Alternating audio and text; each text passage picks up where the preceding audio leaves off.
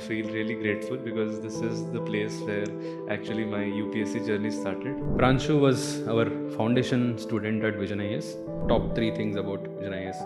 So first is the quality, because I feel that the notes are not just there to cover the syllabus but also quality notes. Secondly, sir, beyond the examinations, one can contact teachers such as you, because I've personally been mentored by you beyond class timings and you have called me personally a lot of times. And तीसरी sir मेरे को एक चीज़ जो user friendly portal और जो accessibility of classes वगैरह की वो रिकॉर्डेड वगैरह था, तो मेरे को वो चीज़ अच्छी लगी. Personally, I am very happy that you are sitting here because I have seen you personally going through all these stages from aspirant to become a civil servant. I'm really glad, sir, it is happening with you because personally, sir, beyond the classes, you have personally mentored me in stages of mains, prelims, and even interview. I trusted the process. I had faith. Plus, class में भी multiple बार ऐसा faculties ने भी कहा था कि बहुत सारे सिलेक्शंस बस इसलिए हुए कि उन्होंने नोट्स को बार बार पढ़ा है. MS धोनी ने लास्ट ओवर जोगिंदर शर्मा को दिया. तो ट्रस्ट इन टीममेट्स, इस तरीके से आप एग्जांपल्स डाल के उसको सब्सटेंशिएट कर सकते हैं. बट व्हाट वर्क्स इज आप एक ही चीज़ को बार बार पढ़ो रेदर देन बहुत चीज़ें आप एक बार पढ़ो. ये भी आपने मेरे को बताया था कि when the interview schedule comes, try to talk in a manner that you are giving interviews, that be brief, speak well, and speak in points which are relevant to what the person is asking. So what is the most important part in interview? Is it the content which you update, or is it the practice, or is it the confidence? Sir, confidence and courage to take the stand. Often बोलते हैं कि so जब कोई भी बंदा UPSC देते हैं तो खाली अकेला नहीं देते, पूरा फैमिली पूरा परिवार देता है.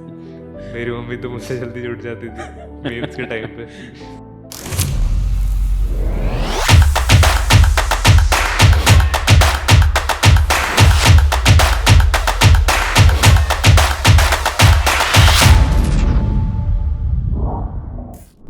Hello everyone, a warm welcome to all of you. So today we have with us Pranshu Gupta, who has secured rank 325 in the recently concluded Civil Services Examination 2025. So congratulations, Pranshu. Thank you, sir. And Pranshu was our foundation student at Vision IAS. And so more than that, it's my pleasure to see him, so take the foundation course and go through this journey and clear so once and clear this exam again. Okay, so if you ask me personally, I am very happy that you are sitting here because I have seen you personally going through all these stages from aspirant to become a civil servant. So how are you feeling, Pranshu? Sir, first of all, thank you for the kind invite and the kind words. Sir, I feel really grateful because this is the place where actually my UPSC journey started. Although I was an online student, but the initial introduction about the UPSC syllabus and what it demands from us started from Vision IAS. So I feel really, blessed to be having the opportunity to come here and give some of my insights to the people, and I hope it can be helpful, sir. Yes, definitely. And I'm really glad, sir, it is happening with you because personally, sir, beyond the classes, you have personally mentored me in stages of mains, prelims, and even interview. Sir, I'm really grateful for this opportunity. My pleasure, Pranshu. And so for those who are not aware, Pranshu has already cleared this exam from 2023. He's currently serving as IRMS traffic service. And this year he has got ranked 325, and so we are expecting a good service. So today through this session, so let's try to understand so your journey, and let's try to see how you overcame the obstacles and how you are able to reach this the stage, and also how your journey is going to be helpful for many other aspirants, particularly our classroom students. So Pranshu, let's start from the beginning. Okay, so how it all started. Okay, so what made you think about UPSC? So actually, I am from an engineering background, and my initial plan was to either go to my core job, which was chemical engineering, or go to an MBA. Okay. But sir, why it changed was, sir, because in 2020 when I had to come back, when everybody had to come back because of lockdowns, तो उस समय sir क्या होता था कि पूरे time we used to look at the news, Yes. and there was a lot of things happening, जैसे कि क्वारंटीन इम्प्लीमेंटेशन हो रहा है, लॉकडाउन इम्पोज हो रहा है, ये रूल्स आ रहे हैं, कुछ वैक्सीन के रूल्स आ रहे हैं, और बहुत एक इलेबोरेट एडमिनिस्ट्रेटिव सेटअप आपको दिखता था कि ये हो रहा है, वो हो रहा है. So I got curious as in who are the people who are making these decisions, because कुछ लोग हैं जो घर में हैं, मतलब मोस्टली लोग घर में, बट कुछ लोग ये काम कर रहे हैं, तो ये कौन है जो ये काम कर रहे हैं. तो आई आस्क्ड माई फादर कि किस तरह से होता है, and then he told me about civil services. He is also from engineering services, so he told elaborately इन सब चीज़ों के बारे में. देन फिर I decided that I want to be part of this setup and contribute इस तरीके से. तो फिर उससे मेरा फिर एक इनिशियली स्टार्ट हुआ सर. और इनिशियली मेरा ऐसा ही था कि आई विल गिव 2 अटेम्प्ट्स, उसके बाद I will not give, but चीज़ें चेंज हो जाती हैं. CPSC always has surprise for everyone. Yes. Yes. So you're done your engineering. Yes, sir. Okay. So from where? IIT Patna, sir. Okay. I graduated in 22. Oh, okay, nice. So while you are going through your engineering, you took a foundation course here. Yes, I was in my 4th year. Okay. And मैं घर पे ही था, तो मैंने online लिया था because I wanted to save time of travelling. तो मैं ऑनलाइन अपने कन्वीनियंस पे उसको देखता था. और वो मैं 7th सेमेस्टर में था, मिड में, तो मैंने लिया था सर. ठीक है. Otherwise you're from Delhi itself, right? हाँ सर. ठीक है. So you're part of our online foundation course. So how was your foundation journey here? Like so I'm sure there's always a question of so going between online and offline. Because so some of the students prefer offline, coming into directly in the classroom, and being here and studying here. Whereas some also prefer to do it through online, and you have done it through online. In spite you are there in Delhi. Yes. Okay, so how was it? How was your experience here? So firstly I'll talk about why I took this decision of online. So firstly to save time of traveling. Yes. दूसरा sir, एक मेरे senior ने ये कहा था कि जब आप ऑफलाइन में जाओगे तो बहुत लोग आपको बहुत तरीके की बात करेंगे, और इस एग्जाम में नॉइज़ बहुत है. तो नॉइज़ को कट डाउन करने के लिए आप अपने टर्म्स पे करो, और आपके कॉलेज में जो सीनियर्स हैं उनसे आप, जैसे मेरे सर कुछ फ्रेंड्स थे बैचमेट्स और कुछ सीनियर्स थे, उनके साथ हम लोग मिलकर थोड़ा सा डिस्कस करके करते थे. तो ये 2 रीजंस की वजह से sir I preferred online over offline. और दूसरा sir, about this journey, about how it worked out for me sir, day 1 से लेके डे एंड तक, टिल डेट, अगर मेरे को आज भी फिर से पढ़ना हो तो मैं वो विजन के जो मैंने लेक्चर्स के नोट्स बनाए थे, उन्हीं के लेक्चर्स को मैं बार बार पढ़ा है सर. मैंने उसके अलावा आई हैव नॉट रेड जो कन्वेंशनली लोग NCERTs वगैरह पढ़ते हैं, मैंने लेक्चर्स को ही देखा है और उनके नोट्स ही पढ़े हैं. और I am very glad that I took the decision of choosing vision IAS, because I found the faculty not just telling me कि सब्जेक्ट में क्या है, बट वो उसका थोड़ा बैकग्राउंड बनाते, थोड़ा इंटरेस्ट बन जाता है. जैसे हिस्ट्री में, इवन पॉलिटी में, कि कोई अमेंडमेंट क्यों आया. जैसे ज्योग्राफी में जब आप बताते हैं कि क्यों ये चीज़ें हुई, कैसे हुई, तो the why behind what is happening, थोड़ा मेरे को इंसाइट किया, वो थोड़ा क्यूरियोसिटी में, और मेरे को थोड़ा अच्छा लगा फिर वो. और फिर उस वजह से मैं उसका भी, मैंने फिर बाहर ज़्यादा देखा नहीं कि क्या है क्या, मैं उस पर मैंने आई trusted the process, I had faith. Plus class में भी मल्टीपल बार ऐसा फैकल्टीज़ ने भी कहा था कि बहुत सारे सिलेक्शंस बस इसलिए हुए कि उन्होंने नोट्स को बार बार पढ़ा है. और मैं सर क्या करता था कि अगर मैंने कोई क्लास देखी है तो मैं उसके नोट्स इस तरीके से बनाता था कि मुझे वो वापस देखने की ज़रूरत ना पड़े. Nice. So we are glad that so this so the foundation part have done well, and so very happy to know that even now, if at all you have to give, so you would definitely refer to that. So that shows that so trusting the process and trusting the source completely will definitely give the results. Yes, nice. So let's go through this journey of yours in so 3 different stages. For those who are not aware, so Pranshu has given 4 attempts. Okay, so and first attempt he missed by a very close margin, prelims. Second attempt he gave interview, got selected finally. Okay, so and there he got selected as IRMS. And the third attempt he missed prelims again by a very narrow margin. Okay, so I think 0.9 marks se miss hua hai. And fourth attempt when he gave, so he got so again a very good rank. And in both the attempts during his mains, he got a wonderful marks in interview. Okay, so I think first interview was if I remember 205. Okay, so now it is 193. Good. So in this journey, so let me dissect into different stages. Okay, so let's talk about prelims. Okay, so prelims, I feel Pranshu, you are always strong in prelims. Okay, so because I have seen your journey and I have always seen the way you see things and all, but still in spite of that you missed prelims by very close margin 2 times, and your when you cleared prelims and in your second attempt, and you could not clear in third attempt, and when you came back very strongly. Okay, so as I know, you have cleared the forest service cutoff also, Yes, sir. right? So let's talk about the reason why you could not make it. Okay, so 2 times you could not make it.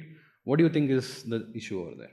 So, although you say that I'm good with prelims, but prelims is my biggest obstacle. And prelims मेरा नहीं हुआ है, और हुआ है तो selection हुआ है. Yes. ऐसा हुआ है मेरे साथ. So, क्यों नहीं हुआ है इसका फर्स्ट अटेम्प्ट, मतलब हर अटेम्प्ट के अलग रीजंस है थोड़े से. जैसे फर्स्ट अटेम्प्ट में it was the problem of mindset, because मेरा दिमाग में ऐसा था कि I have not sacrificed enough for this examination, therefore I don't deserve to clear it. इस तरह से मेरा माइंडसेट ठीक था. है. तो मैं जब एग्जाम सेंटर में गया तो मैंने एंड के मोमेंट में 5 ऐसे ही रैंडम क्वेश्चंस पे तुक्के मार दिए, ब्लाइंड तुक्के. Okay. और वो सारे ही गलत हो गए. Oh, तो वो it was because I lacked self confidence, कि मेरे को ऐसा नहीं लगा था, जबकि नॉलेज वाइज कोई कमी नहीं थी. तो पहला इस वजह से रुका. दूसरे टाइम पे सर मैंने कुछ चीज़ों पे वर्क किया, जैसे कि मैंने ये बनाया कि किन क्वेश्चंस को मुझे अटेम्प्ट करना है, नहीं करना है.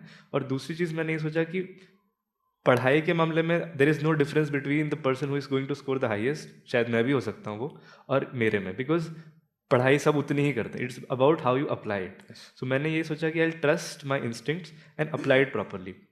इसके लिए मैंने सर कुछ एक गाइडलाइंस ये बनाए थे, जैसे जो क्वेश्चंस में मैं एक भी ऑप्शन एलिमिनेट नहीं कर पा रहा हूँ उसको मैं अटेम्प्ट नहीं करूँगा. ठीक है. और जो क्वेश्चंस में मैं दो एलिमिनेट कर दे रहा हूँ उसे मैं अटेम्प्ट करूँगा ही करूँगा. ठीक है.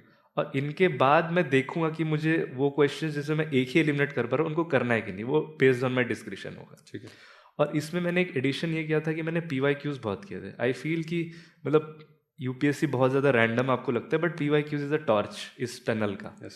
और PYQs को मैंने इस तरीके से किया था कि जैसे आप लास्ट 5 years के करो, फिर लास्ट 10 years के करो, और इस तरीके से करो कि not just see the right answer, see the wrong answers as well. For example, if I say right to marry as per one's own choices under which article 16, 19, 20, 21, तो आपको पता लगेगा कि शायद ये 21 का है या ठीक है. बट आप इसमें ये देखो कि 16 क्यों नहीं है, 19 क्यों नहीं है, 20 क्यों नहीं है. जब आप इस तरीके से जाओगे तो आपका पेरिफेरल नॉलेज बढ़ेगा और आपका रिवाइज होता रहेगा बार बार.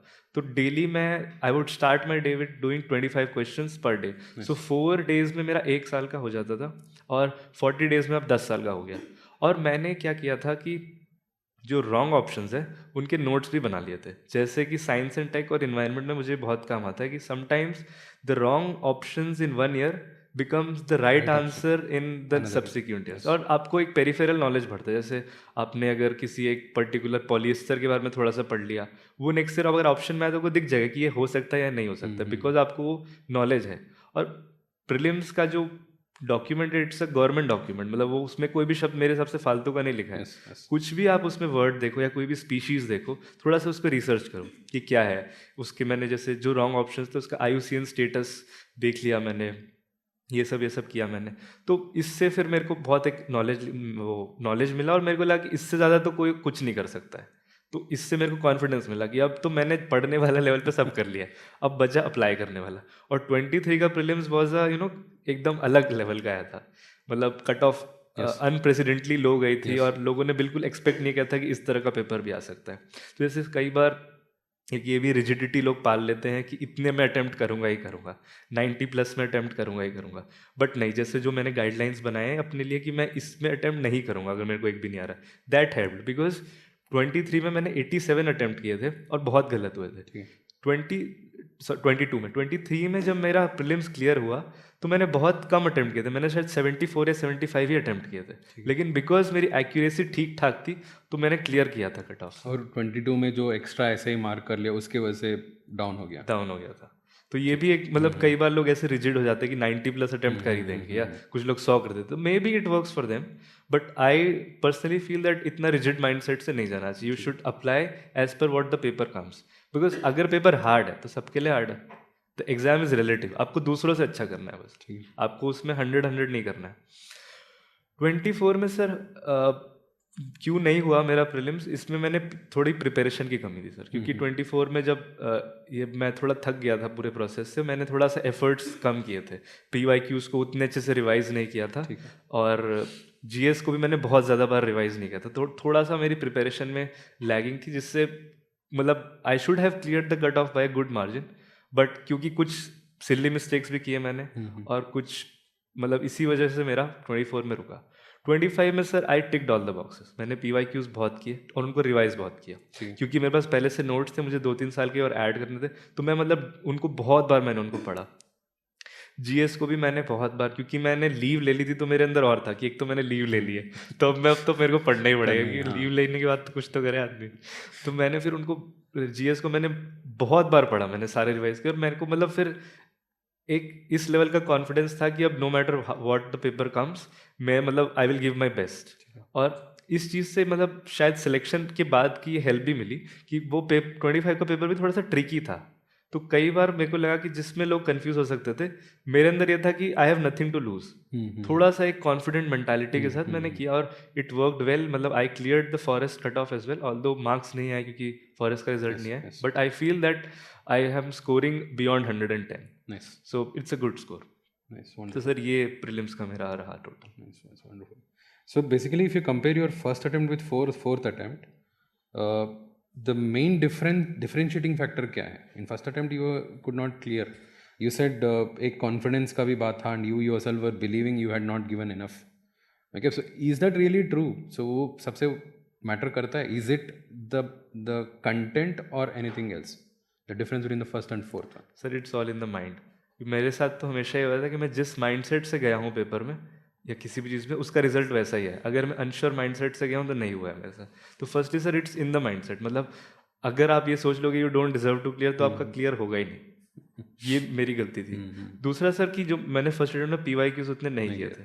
अब क्या है कि सर आप बहुत बार PYQs कर लोगे ना, तो आपको सही आंसर दिखने लग जाएगा कि किस तरीके का आंसर जनरली होता है। तो ये एक थोड़ा सा आपको मतलब, और क्या है कि सर मतलब अनफॉर्चुनेटली इतने अटेम्प्ट्स के बाद थोड़ा सा पेरीफेरल नॉलेज बढ़ जाता है आपका, तो उससे भी आपको थोड़ी सी हेल्प मिलती है सर। तो ये डिफरेंस है। But I feel first attempt वाले के लिए भी अगर आप अटेम्प्ट दे रहे हो तो इस माइंडसेट से कभी मत दो कि एक्सपीरियंस के लिए दे देता हूँ, बिकॉज अगर आपका क्लियर नहीं होगा ना तो नेक्स्ट ईयर फिर बहुत ही नेगेटिव माइंडसेट से आप घुसोगे कि नहीं हुआ है, नहीं हुआ है, नहीं हुआ।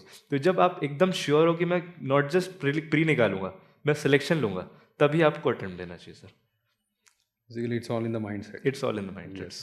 So बहुत लोगों के लिए यही सबसे बड़ा सा so blockade रहता है. So where they tend to think मेरा क्लास चल रहा है, okay, so GS का अभी मैंने कोर्स लिया हूँ, ऑप्शनल का भी चल रहा है, तो शायद इसकी वजह से मेरे नहीं होगा, तो उसी माइंडसेट से ही रहता है। बहुत लोग इसी की वजह से अटेम्प्ट भी नहीं देते, लास्ट मिनट तक जाके वो छोड़ देता है, या दिया तो भी ऐसे माइंडसेट से देते चलो प्रैक्टिस के लिए ले लेंगे।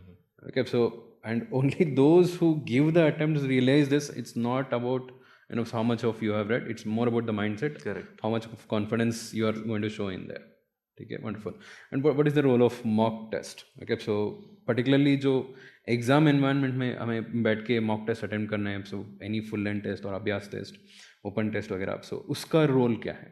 How it was like, what is your approach? Sir I feel कि ये भी थोड़ा मतलब कुछ लोग बहुत ज़्यादा मॉक्स देते हैं, कुछ लोग बहुत ही कम देते हैं। मेरा सर थोड़ा मिडल का है। मतलब I use to give 1 mock this time 25 में। What I did was I use to give 1 mock every 3 days। ठीक है। और विजन का अभ्यास वाला प्रीलिम्स मैंने एग्जाम पे दिया था, सेंटर पे आके, to get that feel of examination.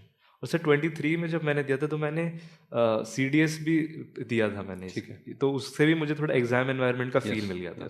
तो ये सेंटर पे जाके देना वर्क्स, तो इसका मेरे हिसाब से एक अच्छा रोल है। बट ये आपको खुद डिसाइड करना पड़ेगा कि कितने मॉक्स आपको देने चाहिए, क्योंकि sometimes some mocks are unreasonably difficult. उस तरह का पेपर UPSC नहीं बनाता है। तो you have to be very sharp in judging whether this mock is actually feasible to do और फिजिबल टू अटेम्प्ट। बिकॉज आप PYQs देखोगे और रियल मॉक देखोगे तो आपको दिखेगा कि ऐसा होता नहीं है पेपर, तो उसको आप मॉक को छोड़ दो, क्योंकि उसके स्कोर से आप शायद डिमोरलाइज ही हो जाओगे। आई फील कि विजन का थोड़ा क्लोजर होता है, और भी जो इंस्टीट्यूट्स का आप देख सकते हैं जो थोड़ा क्लोज रहे UPSC से या PYQ से, आपको लगे कि सिमिलैरिटी आपको वो फील दे रही है कि UPSC आप दे रहे हो, उसी का आप मॉक्स दो। और depends on your personal confidence कि कितने में आप कॉन्फिडेंट हो जा रहे हो। ये मेरे साथ। So being an online student, giving this mock in offline center would make the difference, right? You will actually get the feeling of the UPSC examination. Wonderful. And इससे सर वो टाइमिंग वाला भी हो जाता है, क्योंकि घर पे कई बार हम वो हो जाते हैं लीनियंट कि चलो ठीक है 5 मिनट एक्स्ट्रा लगे, बट नहीं, 5 मिनट मैटर करता है। 1 मिनट भी मैटर करता है एंड में। Yes. जो मेरा फर्स्ट अटेम्प्ट था उसमें मैंने लास्ट मिनट पे 5 मारे थे। तो वो टाइम बाउंडेशन बहुत इंपॉर्टेंट है sir. So if at all you had believed that you had done everything well, maybe आपका फर्स्ट अटेम्प्ट में ही हो जाता. So coming to the main stage, okay, so and mains आपने 2 बार दिया है, दोनों बार सक्सेसफुली क्लियर किया है. That means you have done, you know, consistently well. What is the secret? Like, what are the things which worked out well for you in general studies? Okay, so GS as well as essay. So first I would talk about general studies. Yes. Sir actually जब 22 में मेरा prelims नहीं हुआ तो one of my seniors advised कि you feel that आपका prelims हुआ है और आप मेंस लिख रहे हो तो आप उस तरीके से पढ़ाई करो. और उस सेंस में मैंने सर वहाँ पर वो जो 2-3 महीने का गैप था मैंने बहुत सारे मॉक्स लिखे और प्रॉपर 3 घंटे के लिखे. ठीक है. Because I feel the crux of mains is time management. मतलब इनिशियली उसके बाद आप उस पर एडिशन करोगे. अगर आप टाइम मैनेजमेंट करते हो उसके बाद आप कर लोगे तो उससे सर एक आप जब बहुत सारे आंसर्स लिख लोगे तो आपका एक आंसर राइटिंग स्टाइल बन जाएगा और जो कि रीजनेबली ठीक होगा. मतलब सबका थोड़ा सा डिफर कर सकता है बट एक रीजनेबल स्टैंडर्ड पे आपका आ जाएगा और सर टाइम मैनेजमेंट हो जाएगी. Sir what works well for me in GS is I feel मेरा हर पेपर 5 मिनट पहले खत्म हुआ. Even ethics because I have written so many tests. Yes. That is why my muscle memory is such that I complete my paper in 175 minutes. Yes. तो उस वजह से I feel एक ये चीज़ वर्क की. दूसरा सर ये कि I try to fill all the pages. मतलब इट्स अ हार्ड रियलिटी कि दीज थिंग्स मैटर. जैसे आप सारे पेजेस भरो उसमें कीवर्ड्स डालने की ट्राई करो. जैसे अगर कुछ क्वेश्चंस हैं जिसमें आपसे डिफरेंशिएशन पूछा है कि differentiate between pardoning powers of Indian president and American president तो ऐसे क्वेश्चंस में आप टेबल बनाओ. ठीक है. Because try to break the monotony of the answers. Because जो एग्जामिनर है take the worst case maybe वो एग्जामिनर वो वर्टिकल रीडिंग कर रहा हो ऐसे ऐसे ना पढ़ रहा हो बस ऐसे ऐसे करके रीड कर रहा हो. मे बी अगर वो ऐसा करे तो उसको कुछ दिखे कि अरे इसमें may be something is interesting या कुछ इसमें अलग दिखा है मुझे मोनोटोनस से. उसके अलावा ट्राई टू गिव डायग्राम. जैसे ज्योग्राफी में बहुत स्कोप होता है, इन्वायरमेंट में स्कोप होता है, डिज़ास्टर मैनेजमेंट में सिक्योरिटी में भी बहुत स्कोप होता है. और इस तरीके से प्लस मैप्स आप हिस्ट्री में डाल सकते हो, डिज़ास्टर मैनेजमेंट में, सिक्योरिटी में, और डायग्राम्स वगैरह ये सब आप इन सब चीज़ों में आप इस तरीके से वैल्यू एडिशन कर सकते हो. प्लस सर एक और चीज़ मैंने ये करी थी कि जैसे जो मैंने 23 में नहीं करी थी 25 में करी थी जिससे मेरे जीएस में 25 मार्क्स बढ़े. Yes. वो ये है कि 23 में मैंने जनरली ना थोड़े से जेनेरिक स्टेटमेंट्स ज़्यादा डाले थे. ठीक है. कि वैल्यू बेस्ड सिस्टम इस तरीके से. 25 में I have tried to give an example for each of the generic statements that I have put. इसके लिए मैंने रिवर्स इंजीनियरिंग करी. ठीक है. जैसे अगर क्वेश्चन आया अकबर पे तो जैसे आपको पता है कि वो दीन इलाही उन्होंने लगाया है जो भी एग्जाम्पल्स थे तो एग्जाम्पल आपको पता है तो आप उससे फिर उसका वो पॉइंट बना लो कि वॉज गुड इन मतलब डिस्कसिंग अबाउट रिलीजन्स एग्जाम्पल दीन इलाही इस तरीके से. तो आप जैसे अगर इंडियन कल्चरल सिस्टम पे आया तो आप इस तरीके से बनाओ कि एक गर्भगृह होता है ये आपको पता है उसका फीचर तो आप उसका पॉइंट बना लो कि community based engagements example garbhagriha people use to come together in garbhagriha इस तरीके से. तो आप रिवर्स इंजीनियरिंग कर करके अपने पॉइंट्स भी आप बहुत जनरेट कर सकते हो. Nice. तो ये चीज़ें मैंने यूज़ करी. प्लस PYQs सॉरी जो टॉपर की पुरानी कॉपी से वो उठाया मैंने. और जैसे एथिक्स में I tried to read answers of people who have scored good in ethics और उनमें जो भी अच्छे एग्जाम्पल्स है किसी ब्यूरोक्रेट का एग्जाम्पल है या किसी पॉलिटिशियन का एग्जाम्पल है या कोई वर्ड है जैसे स्टोइसिज्म कोई वर्ड है वो ढूंढा या फिर कोई एक उन्होंने फिक्शनल स्टोरी से उसको एग्जाम्पल बनाया तो वो सब मैंने एक नोट कर लिया था. और वो एग्जाम्पल्स क्योंकि मुझे याद है तो फिर उनसे मैंने फिर एथिक्स में भी मैंने काफ़ी उसको यूज़ करा. मतलब in every point in my ethics answer I had written an example to substantiate it. For example अगर लीडरशिप में आया तो मतलब आप बहुत बड़ा सोचने के अलावा मैंने देखा जैसे MS धोनी ने लास्ट ओवर जोगिंदर शर्मा को दिया, तो ट्रस्ट इन टीममेट्स, इस तरीके से आप एग्जाम्पल्स डाल के उसको सब्सटेंशिएट कर सकते हो। तो ये कुछ चीज़ें, जैसे फर्स्टली तो मैंने कहा कि सारे पेजेस कंप्लीट करो, टाइम मैनेजमेंट बहुत ज़रूरी है। दूसरा वैल्यू एडिशन, और इसके लिए आप टॉपर कॉपीज़ बहुत अच्छे से पढ़ सकते हो, बिकॉज वो काम उन्होंने कर रखा है। आप वो काम इजीली कर सकते हो, मतलब you have to be smart कि आप सारा जीरो से स्टार्ट करो, इससे अच्छा आप 80 से करके 100 पे जाओ, क्योंकि टॉपर्स ने कर रखा है वो काम। तो उस तरीके से सर मेरे को हेल्प किया। ऐसे में sir I scored 126 in 23, which was a good, but this time sir I managed to score 101 only. So I am not sure if I am a very good person to give my insights on essay, बस इस पे मैं एक चीज़ ये बोलूँगा कि what worked for me और what works for most of the people इसकी जनरली आप जैसे आप brainstorming कर रहे हो, तो मैंने ऐसे टाइम निकाल लिया था कि पहले 5 मिनट में I would choose a topic from section A, और अगले 5 मिनट में I will choose a topic from section B. तो 10 मिनट मेरे जा चुके हैं। इसमें आप आसपास देखोगे कि लोग लिख रहे हैं, बट आप लिख नहीं रहे हो, बट पैनिक मत करना, बिकॉज ये आपकी स्ट्रेटेजी है। और फिर अगले 15-15 मिनट में आपको दोनों के ब्रेनस्टॉर्मिंग कर लेने हैं। तो आप जैसे मतलब कई बार लोग क्या करते हैं कि essay 1 लिखते हैं, उसके बाद फिर essay 2 का बनाने जाते हैं, which I feel is a flawed system. मतलब मे बी इट वर्क्स, मतलब मेरे लिए ये वर्क नहीं करता है, क्योंकि मेरे को ऐसा लगता है कि उस समय टाइम क्रंच हो जाता है, प्लस आपका दिमाग उस समय सिर्फ लिखने वाले उसमें होता है, फिर वापस आपको डाइवर्जेंट थिंकिंग पे जाना पड़ता है। तो वो माइंड भी उतना टाइम लेता है उसको। जब स्टार्टिंग में आपका डाइवर्जेंट माइंडसेट है, आप पेपर 1 में पार्ट 1 का ब्रेनस्टॉर्मिंग कर रहे हो, उसी टाइम आप पार्ट 2 का भी कर लो, क्योंकि वो माइंड उसी फ्रेम में अभी। और इसके बाद जब आपने ये कर लिया है, तब तो आपको बस लिखना है इसको। तो फिर जब स्टार्टिंग के 40 मिनट्स अभी तक आपने कुछ लिखा नहीं है, 10 मिनट आपने चूज करने में लगा दिए, आधे घंटे आपने दोनों के ब्रेनस्टॉर्मिंग में लगा दिए। अभी बहुत लोग बहुत कुछ लिख रहे हैं, बट आपको डरना नहीं, क्योंकि आपकी स्ट्रेटेजी है। अब बस आपको इसको लिखना है, तो 50-50 मिनट आप लगा लो लिखने में। तो ये आपका मतलब मैं इस तरीके से किया था। इसमें थोड़ा सा आप ज़्यादा टाइम लगा सकते हो लिखने में, आपका कंफर्टेबल मार्जिन है। तो ये, बट इसमें ये मत ट्राई करना कि सारे पेजेस कंप्लीट करने, क्योंकि इस बार पेजेस ज़्यादा आ गए थे, तो लोगों को दिक्कत हो गई थी इस चीज़ में। हाँ, इसमें आप ट्राई करो कि क्वालिटी लिखो।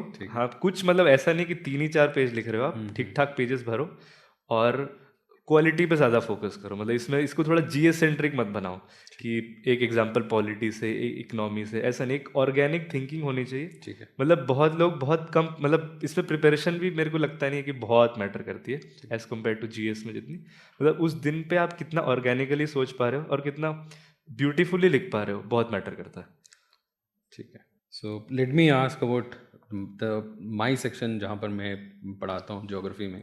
What was your approach in geography? Like, how did you handle that? So firstly sir, basics. ठीक है। और जो क्लास नोट्स वगैरह में भी जो डायग्राम्स आप बोर्ड पे बनाते थे, उसको मैं लिख लेता, जैसे interior of earth, volcano system, plus even जो आप डेफिनेशन देते थे, अर्थक्वेक का एक डेफिनेशन आपने दिया था, ट्रांजिएंट इक्विलिब्रियम ऑफ, ऐसा कुछ था, उसको मैंने याद कर लिया था। अभी भी याद है। तो जैसे इन पे क्वेश्चंस आए तो you don't have to think of an introduction. ठीक है, मतलब if you can see a current based example which is like very relevant, then you can put it. If not, then you have a fallback कि आपको बस इतना एक sound definition है इन चीज़ों की, तो it saves time, plus it's a very quality content that you are putting in. तो ये चीज़ें हेल्प करी, प्लस डायग्राम्स और मैपिंग। सर इसके अलावा मुझे नहीं लगता कि बहुत मैटर करता है। और आप करंट में जो, जैसे मैंने इसका लिस्ट बना ली थी कि वॉल्केनोस के 3 एग्जाम्पल इंडिया के, 3 एग्जाम्पल वर्ल्ड के। हर डिजास्टर मैंने ऐसा कर लिया था। हर जो इवेंट हुआ ज्योग्राफी का, जैसे हीट वेव्स है वो वगैरह, तो उसका भी अगर डायग्राम से मैं बता पा रहा हूँ कि कनाडा में हीट डोम की उस तरह की हीट डोम किस तरह से बना, तो उसका डायग्राम बना के देख लिया। सर इसमें एक चीज़ ये है कि आपसे कोई नया डायग्राम नहीं बनता एग्जाम में। आपने जो डायग्राम प्रैक्टिस कर रखा होगा घर पे, और ऐसा प्रैक्टिस कर रखा होगा कि आपको फिर उसमें सोचने की जरूरत ना पड़े, वही बन पाएगा। और ट्राई करो कि इंडिया का मैप बहुत जल्दी बनाने की ट्राई करो। ट्राई करो वर्ल्ड मैप बहुत जल्दी बनाने की ट्राई करो, जैसे आपका मेथड सही है। और मेरे को लगता है जैसे आप इंडिया मैप बनाओ तो पूरा बनाओ उसमें। ठीक है। उसको आधा आधा दिखाना मेरे को सही नहीं लगता है वो, बिकॉज और वर्ल्ड मैप आप सेक्शंस में दिखा सकते हो। जैसे आपको मेडिटेरेनियन रीजन दिखाना है, अफ्रीकन रीजन दिखाना है, तो वो सेक्शंस में दिखा लो। तो ये चीज़ें आप ट्राई करो करने की, और डायग्राम्स बहुत प्रैक्टिस करो, तो इट कैन वर्क। ठीक है, नाइस। सो बेसिकली मैं क्लास में एक और चीज़ भी बताता हूँ, जब भी बोर्ड में बनाते हैं या बोर्ड में दिखाते हैं, इमीडिएटली बनाना है।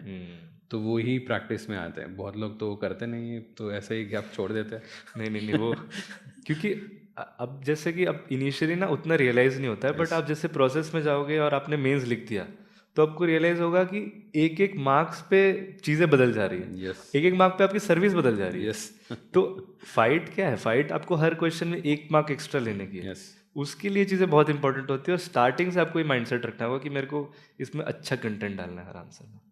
ठीक है, nice. So let's go back to prelims. What was your strategy for geography in prelims? कैसे अप्रोच किया? कुछ डिफरेंस था प्रीलिम्स और मेंस में, और you had the same source? The same source I had, मतलब मेरा ऐसा डिफरेंट वो नहीं है, ठीक है। बस मैंने इस बार वो डायग्राम्स का एक अलग वो बना ली थी कॉपी। सही है। हाँ, कि डायग्राम्स और मैप्स जो मैं वैल्यू एडिशन कर सकता हूँ एग्जाम्पल्स की, मैंने वैल्यू एडिशन वाली एक सेपरेट कॉपी बना ली थी हर सब्जेक्ट की इस बार। ठीक है ठीक है और जिसमें मतलब बनाई जा सकती ठीक है। तो वो मैंने एक चीज़ अलग करी थी। उसके अलावा द बेसिक थियोरेटिकल एस्पेक्ट वो साउंड होना चाहिए, उसके लिए मेरा सोर्स सर सेम ही रहता है। उस मतलब लोग कहते हैं कि करंट अफेयर्स है, ये है, ठीक है, करंट अफेयर्स का एक एलिमेंट है, but that is I feel is secondary to your theoretical knowledge की साउंडनेस। अगर वो साउंड है आपका तो वो चीज़ हेल्प करती है, इवन इफ आपको करंट अफेयर नहीं पता हो, but based on your theoretical understanding and your peripheral knowledge you can still put tick on the right option I feel. Yes तो मतलब I this was my strategy sir. ठीक। And how helpful is notes? Is it necessary that you should have proper notes in every subject, और ये कुछ standard books है, NCERTs है? So अगर even if you take example of geography also, geography में most commonly refer करते हैं NCERTs है, GC लियोंग है। So how important is to have notes? Sir, personally, I did not refer to any books as I mentioned earlier also. Notes ही मेरे लिए मतलब 0 to 100 वही है। तो आई फील कि मतलब not just in geography, her subject में notes से ही मेरा हुआ है। और इसमें आपको ना अपने लिमिटेड सोर्स को ट्रस्ट करना पड़ेगा, यस बिकॉज मार्केट में तो बहुत कुछ है, इट्स एंडलेस, तो देर इज़ नो सिलेबस। इस चीज़ में आप चाहो तो सोचो कि ये भी आ सकता है, ये भी आ सकता है, बट वॉट वर्क्स इज आप एक ही चीज़ को बार बार पढ़ो रेदर देन बहुत चीज़ें आप एक बार पढ़ो। तो नोट्स आई फील मेरे लिए बहुत इंपॉर्टेंट रही है। ठीक है, बढ़िया। So you just have to trust the source whatever you have, Yes. है ना? सो उसी के ऊपर जब हम ट्रस्ट करते हैं ना, so in most of the cases it will help in both coming to the right answer as well as eliminating the wrong one. Yes. So wonderful. ठीक है। So other than that, if you can share some inputs on your so optional strategy, because if I remember, you did exceptionally good in your optional mathematics. Okay, so you scored 282 in mathematics, which is considered to be very good. Okay, so compared to your previous mains, this mains. Okay, so simply you can give a broad strategy, and then how did you improve? So previous means optional में मेरे marks कम थे, 247 ही थे। ठीक है it was because कि मेरे को वही एग्जाम एनवायरनमेंट में प्रैक्टिस नहीं थी करने की। ठीक है एज अ रिजल्ट पेपर 1 में मेरे बहुत सारे सिली मिस्टेक्स हुए। एंड मैथमेटिक्स में क्या है कि सर बाइनरी मार्किंग होती है, अगर आपका आंसर गलत है तो प्रैक्टिकली आपको उसमें से 10 में से 0 मिल रहा है, स्टेप के मार्क्स नहीं होते इसमें। तो वो चीज़ अगर आपकी, और ऐसा नहीं कि प्रॉब्लम्स आधे पेज के, 4-4 पेज के प्रॉब्लम्स है, एक भी प्लस माइनस हुआ दिक्कत तो आपका आंसर गलत। Yes. तो ये अटेम्प्ट, फर्स्ट मेंस अटेम्प्ट में ये चीज़ मेरे में लैग करी थी कि मैंने एग्जाम एनवायरनमेंट में प्रैक्टिस नहीं किया था। ऑल्दो नॉलेज वाइज उसमें भी लेवल ठीक था, बट वो उस वजह से नहीं हुआ बिकॉज एग्जाम में नहीं था। और मैंने एग्जाम सेंटर पे बहुत गलतियाँ करी। पेपर 1 में 30 मार्क्स की मैंने उसमें गलतियाँ करी थी जो मैं नहीं करना चाहिए था मुझे। इस बार sir what I did differently was that I gave a lot of mocks in exam environment. I used to come to Karol Bagh and sit in the exam center and diligently stick to the 3-hour timeline and submit the paper and leave and come back and matlab, receive the remarks and work on the remarks as well. So this was the practice that I did, and I gave 15 to 16 marks for maths because this time I was very matlab, more than anything I wanted to score good in mathematics. तो इसलिए I was very sincere about this things and I did my mocks very religiously and worked on the remarks as well. तो this time this was the difference. And also एक चीज़ और कि PYQs के मैंने print outs ले लिए थे। जैसे एक सब्जेक्ट है उसके मैंने 10-15 साल के PYQs के वो ले लिए और उसको मैंने 3 इटरेशन में सॉल्व किया। मतलब पहले इटरेशन में जो क्वेश्चन वर्ड से नहीं हुए उसको मैंने गोले मार लिए और नेक्स्ट इटरेशन में सिर्फ वो गोले वाले ही सॉल्व किए। और उसमें भी जब दूसरे इटरेशन में जो फिर से नहीं हुए उसको मैंने तीसरी बार में सिर्फ वही किया। और जो पहली बार में मेरे से जो डिफिकल्ट क्वेश्चंस थे उन क्वेश्चंस को मैंने एक जगह नोट करके सॉल्व कर लिया था कि इसमें ये कमी हुई है, इसमें ये सिली मिस्टेक करी है मैंने, इसमें ये मैं यहाँ पे गलतियाँ कर रहा हूँ, इनके मैंने नोट्स बना लिए थे इन चीज़ों के, तो मैं उस चीज़ को रिवाइज करता था। प्लस हर सब्जेक्ट के मैंने एक फार्मूला शीट बना ली थी 1 पेजर, ताकि मैं एंड मोमेंट पे फार्मूलाज रिवाइज करके चला जाऊँ। प्लस कैलकुलेटर को यूज़ करना भी बहुत वो था, तो मतलब कैलकुलेटर पे आपका हाथ एकदम ऐसा सेट होना चाहिए जैसे आपका फ़ोन पे टाइपिंग पे सेट होता है, तो वो मैंने बहुत प्रैक्टिस करी थी। Nice, nice. You practically worked on maths. So, okay, let's move on to the interview stage. And so, in both your interviews, you have done wonderfully well. In your first interview, you scored 205. At that year, it was considered to be one of the highest. And this year also, you have scored pretty well, 193. Yep. So, what was your overall strategy? And sir इसमें एक और चीज़ है कि 23 में my interview was at the very later part of Yes, the I interview remember. Schedule, Yeah. And this time I was first day first slot one, and the yeah. First one to go. I remember both of it. हाँ, तो both the interviews were polar opposite of each Yes, other. in the first year, in your first interview, I guess I can recall. So you were just waiting for every schedule to come, Yes. and your number was not there. Yes, yes. And finally, when the last schedule came, it was there. I think last to last but one or ऐसे था. Yes, yes, एकदम last है में ना. तो और second इस बार तो first day first show. First day first show. First candidate to be called, right? Yes. So ठीक है. So we'll come to that part. How to deal with that anxiety. You just give me a basic idea regarding intro preparation, because you have done so wonderfully well. And what should be the approach of any general candidate? So firstly I would say कि एक चीज़ ये आप समझो कि interview is not a test of knowledge. Yes. Knowledge has been tested till mains, and since your knowledge is good, that is why you're sitting there. तो इसमें आपको उस तरीके से नहीं जवाब देना है. दूसरी चीज़ ये कि it should not come off as a question answer session, it should come off like a conversation. Yes. और उसके लिए सर कुछ चीज़ें ये हैं कि आपको जैसे चीज़ों को एनालाइज करके बताना है. They should know why you are saying what you are saying. They are not interested, मतलब they are interested in you are thinking how you analyse things. Plus जैसे कि कुछ लोग ये सोचते हैं कि बहुत थियोरिटिकल आंसर्स के वो सारे जवाब दे दें तो उनका इंटरव्यू अच्छा जाता है, but actually that is a wrong sign. मेरे इंटरव्यू में I said no to a lot of theoretical questions when I score 205, but whenever they asked me to analyse things I took a bit radical stance in some of the questions, but I was able to justify them with my reasoning and they were satisfied, and my justification led to a conversation like thing, which I feel made it more of a not a question answer session but a talking between two people sort of a scenario. Nice, nice. और तीसरी चीज sir ये कि जैसे हम mains में करते हैं कि पहले हम बॉडी देते हैं और फिर कंक्लूड करते हैं. जैसे मैंने कहा कि इसमें आपको पहले स्टैंड लेना है. Yes. क्योंकि आप उनका मतलब मेरे को लगता है कि अगर आप स्टैंड नहीं लेते हैं तो वो थोड़ा सा इंटरेस्ट भी लूज करते हैं आप में. Yes. और अगर आपने स्टैंड ले लिया then you justify, sir I think this because this points, however sir if you want to balance it, however I feel that these particular things can be a roadblock to this or can be an obstacle to this. इस तरीके से एक उल्टा है main से, मतलब Yes, पहले yes. Stand लेना है और फिर इसमें आपको जस्टिफाई करना है. ये कुछ चीज़ें हैं. प्लस जैसे सर ये तो मतलब बेसिक्स तो आपने ही इस चीज़ों के बताए थे कि 5 पैनलिस्ट हैं और एवरेज 5 क्वेश्चंस हैं, तो it's like a cricket game. 25 balls हैं आपके पास, हर बॉल पे आपको 6 नहीं मारना है, 6 आपको 4-5 बॉल्स पे ही मारना है, बाकी क्वेश्चंस को आपको मैनेज ही करना है. और किसी को भी 25 की 25 बॉल्स को अच्छे से खेलना नहीं आता है, तो आप अगर आपको कोई क्वेश्चन नहीं आता है तो आप उस पर सिंपली बोल दो बहुत straightforwardly, sir I don't know, I have to look into this. Because अगर आप उसमें ब्लफ करते हो तो एक तो रॉन्ग इंप्रेशन जाता है, आपकी ऑनेस्टी आप दिखाते हो कि आप नहीं है आप में. दूसरी चीज़ ये कि आपका टाइम खाता है. उस टाइम में मे बी वो ऐसा सवाल पूछ दे जो आपको आता हो, तो आप अपना ही एक तरह से नुकसान कर रहे हो. तो मैं तो सर ये बोलता हूँ, ऑनेस्टली बोल दो कि मुझे नहीं आता, और उससे कोई भी फर्क नहीं पड़ता है. And this I have observe not from just my experience but experience from my batchmates and beyond, कि आई डोंट नो बोलने से नुकसान नहीं होता है. Yes. Basically, they will not judge a candidate based on the answers which he has given. Rather, they would judge based on the answers he has given. And also, जो answer नहीं दिया उससे कोई भी जजमेंट नहीं होगा. Yes. Yes, very well put. ठीक है.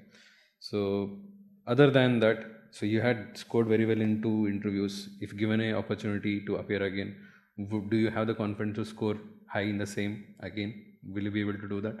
Yes, sir. And I said mindset is everything. Yes. If you have the right mindset, the results come similar to that, at least in my experience. So even if I have not studied and I have to give interview right now, I would go into a mindset ki I would score well here, because Yes. actually it has to be a conversational like thing, and Yes. that we anyway do. We जैसे sir ये भी आपने मेरे को बताया था कि when the interview schedule comes, try to talk in a manner that you are giving interviews, that be brief, speak well, and speak in points which are relevant to what the person is asking. So इस तरह की आपकी practice अगर बन जाती है तो इससे फ़र्क नहीं पड़ता कि आप बहुत प्रिपेयर करो या ना करो, आपको बहुत डेटा पता है कि नहीं, आपको बात करनी है वहाँ पे जाके, तो आप कर लोगे. Nice.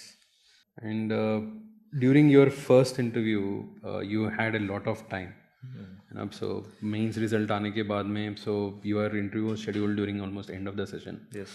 So what did you do during that time? Because it's so very so tiring thing to wait, and you would not want to prepare for prelims also, because your 100% focus is there on the interview. So how did you do? Because when you start to give mocks, you will start to realize so यहाँ पर भी improve करना है, यहाँ पर भी improve करना है and all. So did you identify any issues, challenges during that time? Sir इसमें जैसे प्रीलिम्स का आप प्रिपेयर इसलिए भी नहीं कर सकते हो बिकॉज हर बार इटरेशन में आपको पता नहीं है आपका नाम कब आएगा. क्या पता आप प्रिपेयर कर रहे हो प्री का और अगले इटरेशन के पहले दिन आपका हो जाएगा. तो इसलिए उस समय तो आपको सिर्फ इंटरव्यू का ही करना होगा. So what I did was initially I gave a mock every 5 days, because day 1 पे दो, 4 दिन रिव्यू करो क्या उन्होंने बोला है. My first mock was a disaster. फिर उसके बाद सारे मॉक्स मेरे रीजनेबली अच्छे गए थे. 4 दिन रिव्यू करो, फिर 5वें दिन फिर मॉक दो, फिर 4 दिन रिव्यू, फिर 5वें दिन मॉक. फिर एक टाइम पे आएगा कि आपको एक वो पता लग जाएगा किस तरह से इंटरव्यू होगा. और फिर मैंने उसको पीक लाने के लिए 3 दिन में भी दिए थे. और फिर एंड में फिर जब मेरे को लगा कि अब marginal utility of a next mock is very low, I started to reduce the frequency to maybe 10 days पे, क्योंकि just to maintain the flow of speaking 10 days में या 7 days में जाके एक दे दिया. बट क्योंकि टाइम इतना बड़ा था, I was able to give 14 to 15 mocks at that time, which I feel is very high. But it helped because starting में जैसे I was a very young candidate उस समय, and I was feeling a bit nervous speaking in front of senior bureaucrats sitting in front of you. But आप बहुत बार मॉक्स दे देते हो तो फिर आप थोड़ा नॉर्मलाइज हो जाते हो उस सेटिंग में. तो दैट वर्कड फॉर मी. इस बार तो टाइम ही नहीं था. हाँ, इस बार तो मैं I was doing my special foundation course at NACIN Palasamudram, and the schedule came I think on 5th on 2nd, and 5th को I had valediction there. 6th को I flew here and came. 7th को sir मैंने एक mock दिया था, और फिर मैं 8th को तो इंटरव्यू ही था सर मेरा. तो बट इस बार सर क्योंकि मैंने वही कहा कि वहाँ पे भी जब अब मैं I was doing my foundation course, so I was interacting with seniors, so I had that fine tuneness in my conversation which helped me I feel in this attempt as well interview के लिए. So what is the most important part in interview? Is it the content which you update, or is it the practice, or is it the confidence? Sir, confidence and courage to take the stand. Yes. जैसे मैं आपको एक example देता हूँ कि मतलब ये मैं नहीं कह रहा हूँ कि it is the right answer the wrong answer, just my answer I am telling from my personal experience. कि जैसे मेरे फर्स्ट इंटरव्यू में उन्होंने मेरे से पूछा कि in India we generally follow a 2 language model, 3 language model, so what is your stand on that. तो मैंने उसमें कहा था कि I think we should switch to a 2 language model, because if a student has to study 3 languages, then half of his time is going into study languages only. When will he study maths and other subjects? So the panelists said that this kind of thinking will get you killed in South India. So I said that what I mean by 2 languages is not English and Hindi, but Hindi and regional language, and phasing out of English. And that I feel is a bit different stand from what people generally say. And I was able to justify that it is not a necessary to be an English-speaking country to excel. We have examples like Japan, China, Germany, France, Russia, who have excelled in different streams of science, technology, and other aspects, despite not being a English-speaking country. So the conversation flew to that direction only. We started talking about countries and languages and other such things. And I feel that kind of courage to take the right stand, what you feel is right, and to say it is important. So now let's come to the result part. So you were expecting good result, and this year I was expecting good result out of your performance. This year you got 325 rank. When result came, where were you? What were you doing, and how was your feeling? Sir actually I was in rail भवन that time. उस दिन IRTS day का celebration था and I was a volunteer. I was making PPTs for that and in that conference room the phones were not allowed and result had come already. अच्छा. तो I was not aware कि क्या हुआ है and I was जब मैं वापस आया तो बहुत सारे congratulations आ चुके. तो मेरे को लगा हो तो गया है ये. अब ये देखना है कि क्या रैंक हुई है. तो फिर रैंक आई. फिर मेरे को ज़्यादा फील नहीं हुआ बट फिर I talk to my mother and father told them कि ऐसा हुआ है. They were very happy. उनके हैप्पीनेस से मैं खुश हो गया फिर. ठीक है, nice. Even I remember that जिस दिन रिजल्ट आया था I was also in between the class, and when I came out of the class, I was saying the result आ गया था. फिर check कर रहा था. Suddenly your message came, and I'm so that you got All India 325. Because I was trying to search your name. It's a wonderful feeling. ठीक है, good. So because so Pranshu, so when you believe in the system and when you believe in the process and execute this, and when it gives result, it gives a kind of happiness, satisfaction. ठीक है, so what you did was right. And that whether you are going to do so excellent later, that is the next journey. But अभी तक जो हुआ है उसका एक satisfaction मिला है, ठीक है. That is the point, है ना. So in fact I even told you on the day of result also. So I was expecting so much higher rank out of you, so which I believe. Okay, so ठीक है. So because there's always a element of uncertainty in UPSC. ठीक है, so good. So let's move on to a few other aspects, which is in fact going to be very much helpful for those who are going through this journey, because this journey of UPSC is very tiring and tedious, and you went through this for 4 years, and you're able to come out, you're able to face the obstacles, and then come out successfully. And so how to maintain this consistency, so because there's so many things going on in a mind, so किसी का भी तो दिमाग में चलता रहता है, इस बार प्रीलिम्स नहीं हुआ है, इंटरव्यू तक गया था, फिर उसके बाद में प्रीलिम्स नहीं हुआ. तो ये सब तो बहुत ही ज़्यादा बड़ा सा चैलेंज है. How did you face and how to maintain consistency? Sir इसके लिए मैंने स्टार्टिंग में अपना एक वो बनाया था कि I would give only 2 attempts. इसका रीजनिंग ये था कि मतलब I did not want to waste too many of my years for this examination while losing my market value. Because इसके अगर ये नहीं होता है तो I had to still live my life and do something. तो I had backup options ready. Since I got selected in my second attempt I recalibrated my decision to appear again. तो एक तो सर ये कि एक decision ये लेना होता है आपको जब आप पहला दे रहे हो कि आपको पूरे फुल फ्लेजेड देना है या जॉब या किसी के साथ देना है. जैसे most of my friends from my college took jobs and started to study side by side the job, and when they completed the syllabus then they resigned and then they appeared for the examination. तो ये उनकी ये strategy थी. उसका reasoning ये है कि इस एग्ज़ाम में बहुत सारे दिन ऐसे आते हैं जब आपको बहुत अनश्योर लगता है और ऐसा लगता है कि आप पीछे चलते जा रहे हैं लोगों से. उस सेंस में जब आपके पास एटलीस्ट इतने पैसे आए कि आप खुद का खर्चा उठा पाएँ तो थोड़ा सा पॉजिटिव पुश देता है और आपको ऐसा नहीं लगता कि आप मार्केट से एकदम कटते चले जा रहे हैं. तो वो भी एक डिसीजन लेना हो सकता है जिसमें मतलब there is no perfect decision. मतलब अगर ना होगा तो आपको लगेगा कि जॉब के साथ नहीं करता तो हो जाता, और अगर जॉब के साथ नहीं किया तो फिर वो बिना बैकअप वाली फियर रहेगा आपके अंदर. तो ये एक पर्सनल डिसीजन उस समय ऐसे इस तरीके से हो जाता है. और इसमें ये भी देखना चाहिए कि कितने अटेम्प्ट आप लगातार देते रहो. जैसे कुछ लोग बहुत बार देते चले जाते हैं और उससे क्या होता है कि वो बाकी चीज़ों से थोड़ा कट जाते हैं, which I feel is a bit problematic. मतलब इफ़ अगर नहीं होता है तो आपकी मार्केट वैल्यू कम नहीं होनी चाहिए बहुत ज़्यादा. तो आप मे बी थोड़े बैकअप ऑप्शंस देख लो. जैसे sir in the year when I got first selected I also gave CDS, CAPF, CAT and ZAT. And I also gave interviews for IIM and XLRI and had standing offers from both XLRI and IIM. So if I would have not gotten into the service that year, I would have gone for MBA. ये ऐसा था मेरा. मतलब मैंने कभी भी इसको इस तरीके से नहीं बनाया कि सिविल सर्विस ही करनी है मुझे.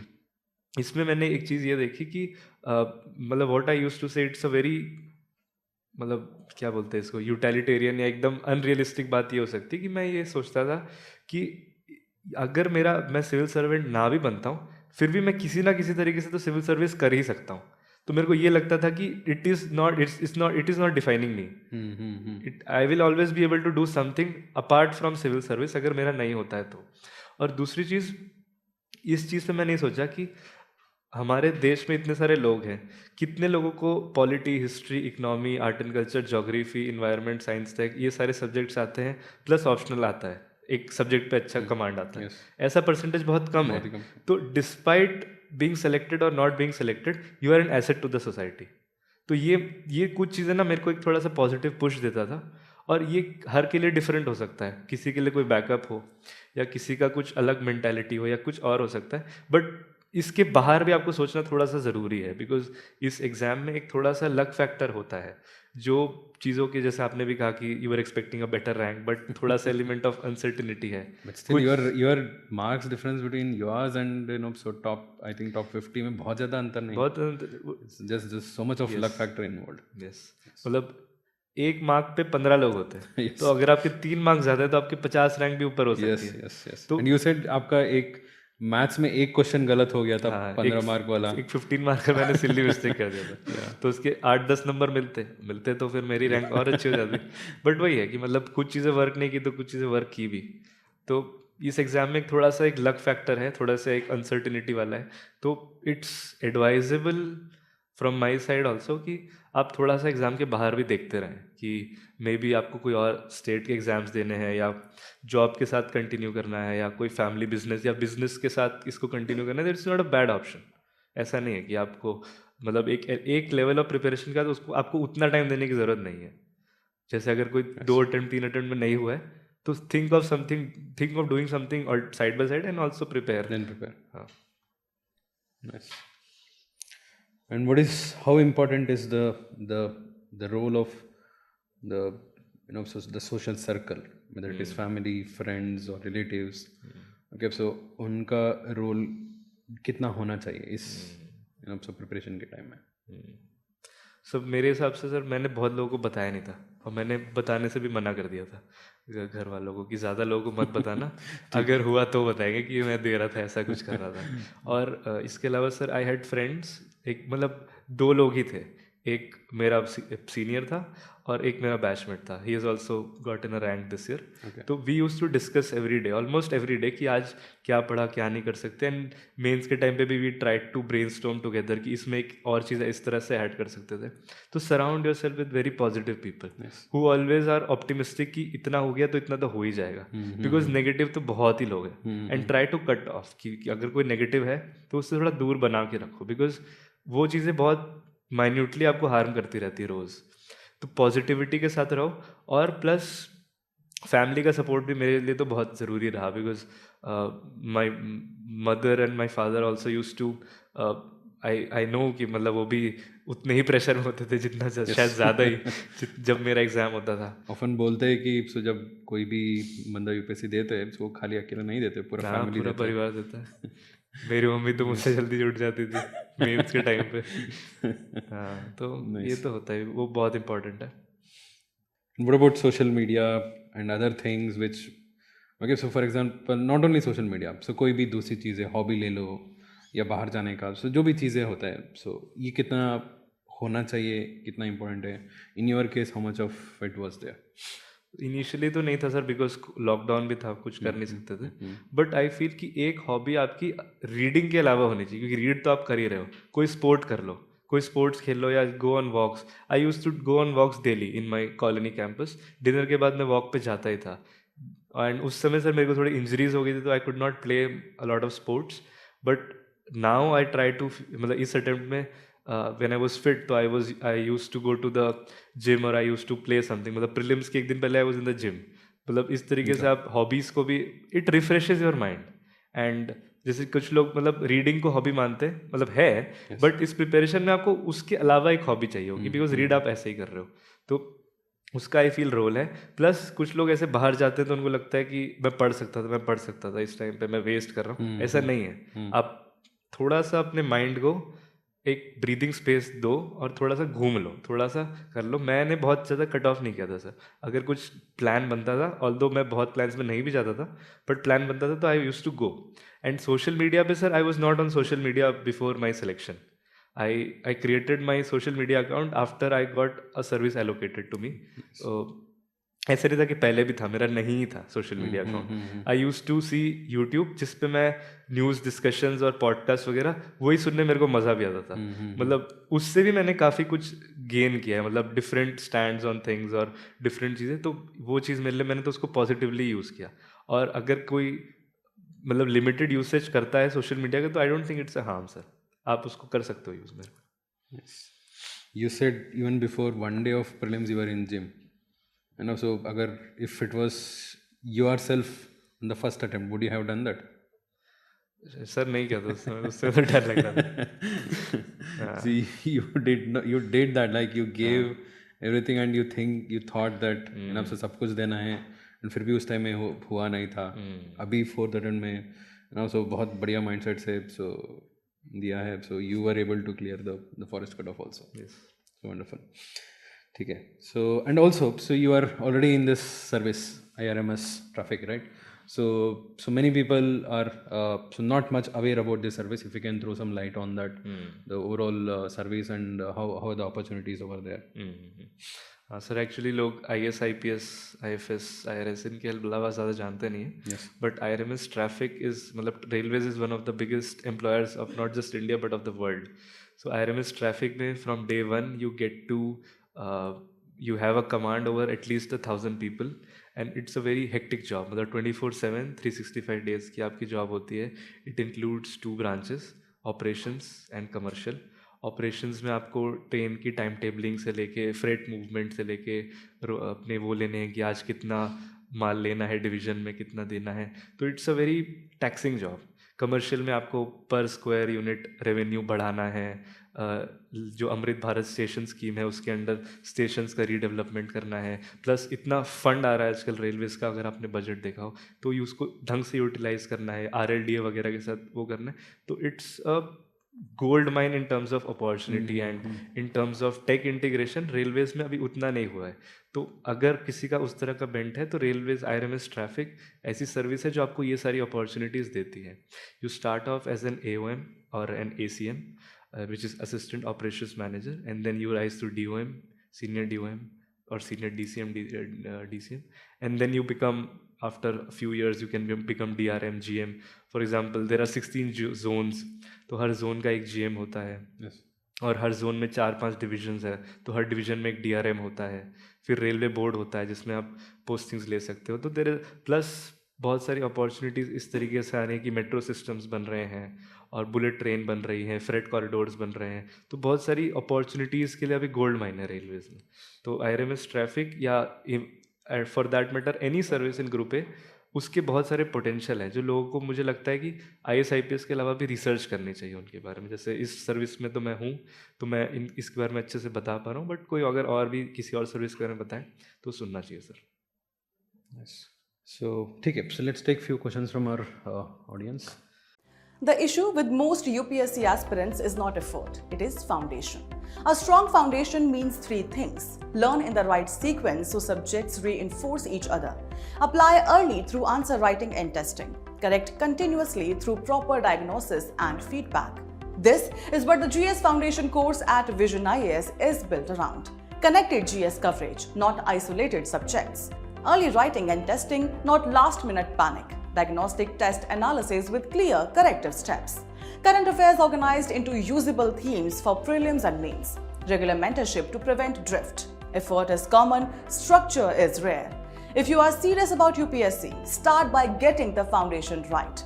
Upcoming classroom batches: Karol Bagh 9 March 11 AM, 13 March 8 AM and 24th March 5 PM.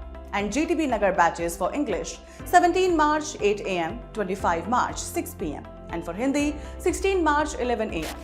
For more details, visit our website or call us on the given numbers. हाँ जी, हाँ जी। Warm congratulations, first of all. Thank you, thank you. And sir, I'm asking that you say that you totally depends on class notes. And sir, I think that sir, class notes will whatever class note given in our classrooms, sir, that classroom notes, sir, what are you doing to? क्या आप उसमें से short notes बनाते थे ताकि उसमें से प्रश्न निकालते थे ताकि या फिर आप सिर्फ नोट में ही पढ़ के तो एग्जाम क्लेरिफाई कर दिए? मैंने वो क्लास नोट्स बनाए थे और मैंने उनका शॉर्ट नोट्स नहीं बनाया था, बट अगर आप उस नोट्स को ही 3 4 5 बार पढ़ लोगे ना, वही शॉर्ट हो जाएंगे आपके लिए, क्योंकि आपको फिर पता लग जाएगा अगले पेज पे लिखना क्या आने वाला है। तो आप उसको मैंने कुछ इस तरीके से नहीं किया था, बिकॉज एक्चुअली क्या है कि मैंने जो ऑप्शनल था मैथ्स, वो बहुत ज़्यादा टाइम लेता था, इस वजह से मैं जीएस पे उतना टाइम नहीं दे पाया था, और इसलिए मेरे पास ये शॉर्ट नोट्स वगैरह बनाने का टाइम नहीं था। तो मैंने नोट्स को ही बार बार पढ़ा था, और वो बार बार पढ़ने से वही शॉर्ट हो गए थे मेरे लिए। सर कभी कभी हम लोग क्लास नोट्स पढ़ते हैं तो उसमें से कुछ सम टाइम नॉर्मली तो सॉल्व हो जाता है, तो जब कभी कभी पीवाईक्यू और अगर मेंस का हम लोग पीवाईक्यू देखते हैं तो लगता है कि मतलब कॉन्फिडेंट लैक हो जाता है कि लगता है कि शायद इतना पॉइंट्स लिखेंगे तो नहीं होगा, क्योंकि मैं अभी ये कर रही हूँ इसीलिए मैं पूछ रही हूँ आपसे। तो सर आपको थोड़ा सा नर्वस फील नहीं हुआ कि और कंटेंट करने के लिए सर आपको ऐसा नहीं लगा कि थोड़ा सा बुक पढ़ ले चाहे कुछ भी एक्स्ट्रा?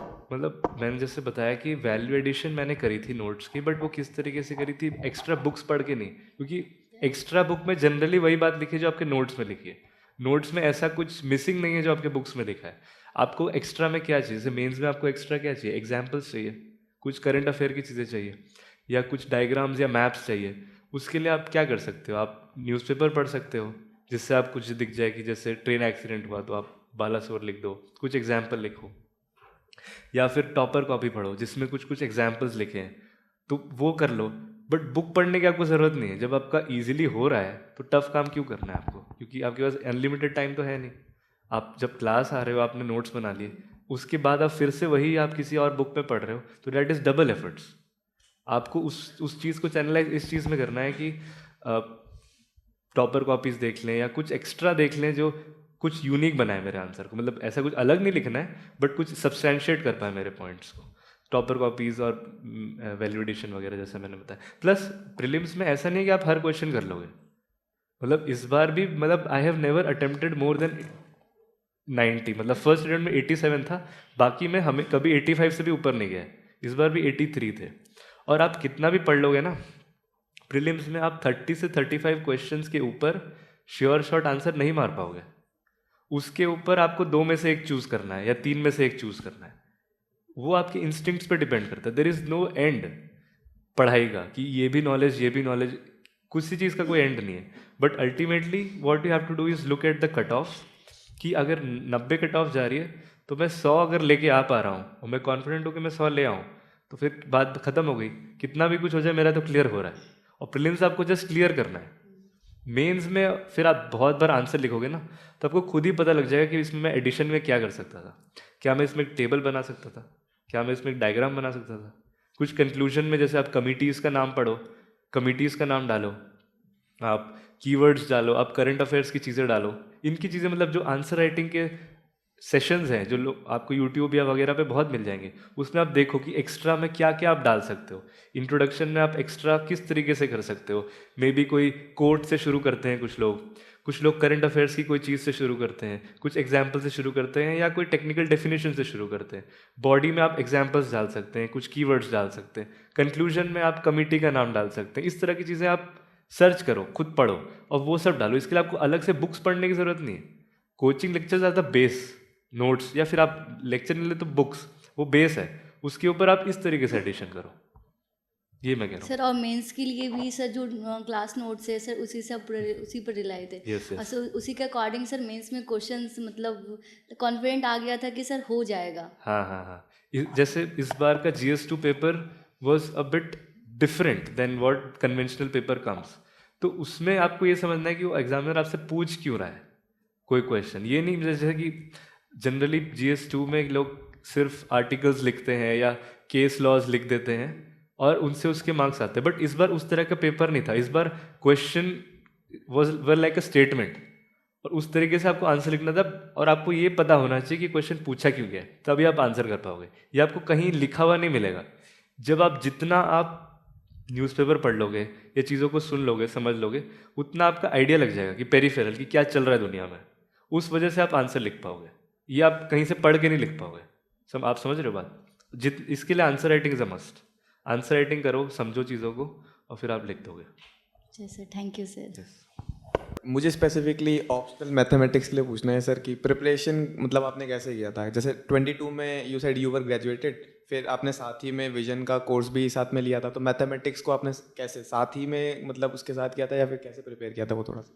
आपका ऑप्शनल मैथ्स है? Yes sir. ओके, आपने अटेम्प्ट दिया अभी तक कोई? नहीं सर, फर्स्ट अभी फाउंडेशन चल रहा है विजन में और 26 में मैं सोच रहा हूँ, बट मेरा ऑप्शनल अभी कंप्लीट नहीं हुआ है।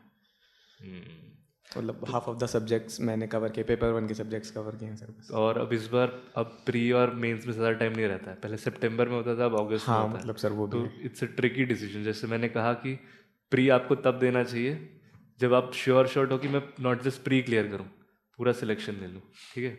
जैसे 22 में मैं ग्रेजुएट हुआ था, बट मैंने फाउंडेशन 21 में लिया था, when I was in my 7th semester.